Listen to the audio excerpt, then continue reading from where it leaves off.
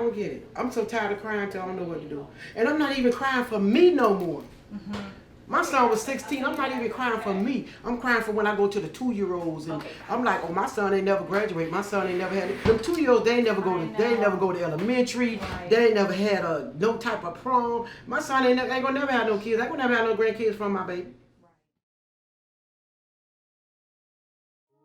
Mama Sharita's here. My name is Susan Kennedy. I am the founder and president of Bullets for Life.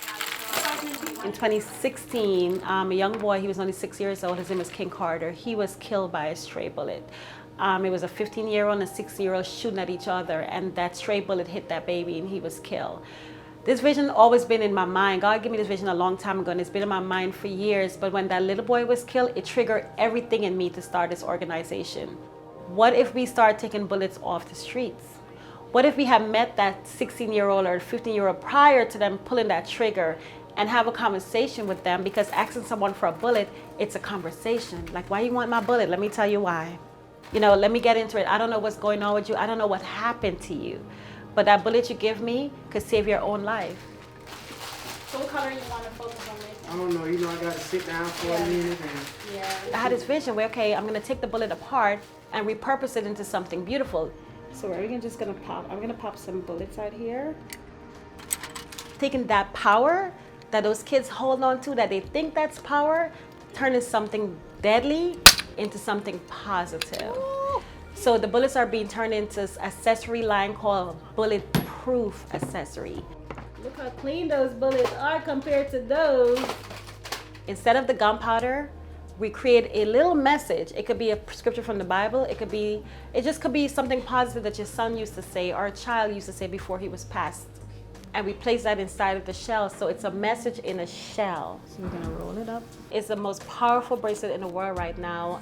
We have made thousands of those bracelets out of bullets or necklaces out of bullets that now you can wear knowing it's a conversation piece and awareness. The cause behind it is the most important thing. We don't really have It's people donating a bullet knowing it could have been a bullet that could have told a whole different story. I have suicidal bullets. I have altercation bullets, retaliation bullets, revenge bullets, domestic violence bullets. So these bullets all have a story that could have told a whole different story.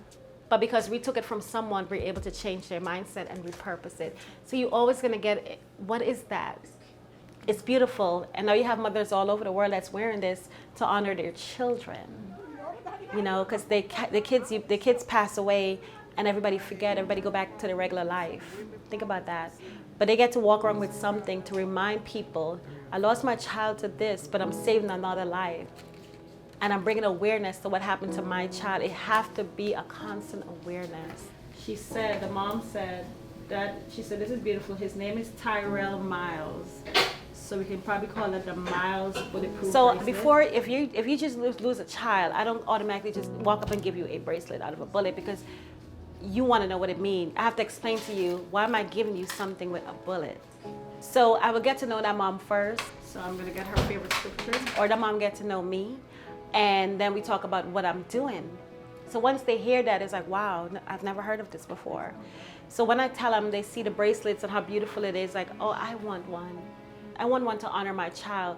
So it became where it was all for the mothers. That's how I started it. I was giving it to the moms. I would go home as soon as they tell me their children's story or I find out what the story is. I would run home and I would create something beautiful, remembering their child's name, remembering their favorite color, and the message they want to place inside of the bullet.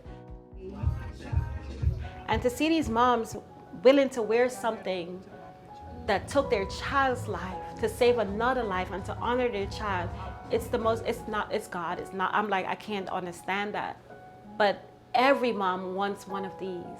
So we give it to them. I do not charge a mom. You tell me what you want, I'm gonna go home, I'm gonna make it happen.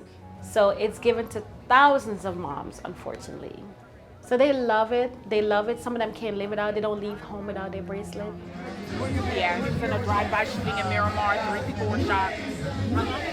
13 months ago. That happened. It was the day after his 17th birthday. And it opened them to tell their stories. Because a lot of them don't know how to tell their stories, and they don't realize if you tell your story over and over again, it's a healing. So this allows you to tell your story wherever you go, because you could save somebody right next to you. They go home every day not having their child. But for God to give this amazing gift to me, to trust me to carry all these moms, because I carry their pain. Once their child is buried, everyone is gone.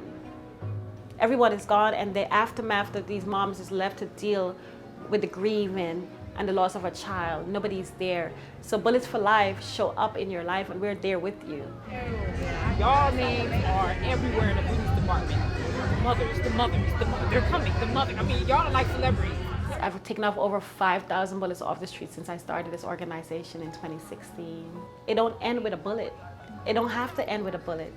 It don't have to end locked up in jail. There's help out there. Don't be scared. Don't just think about it.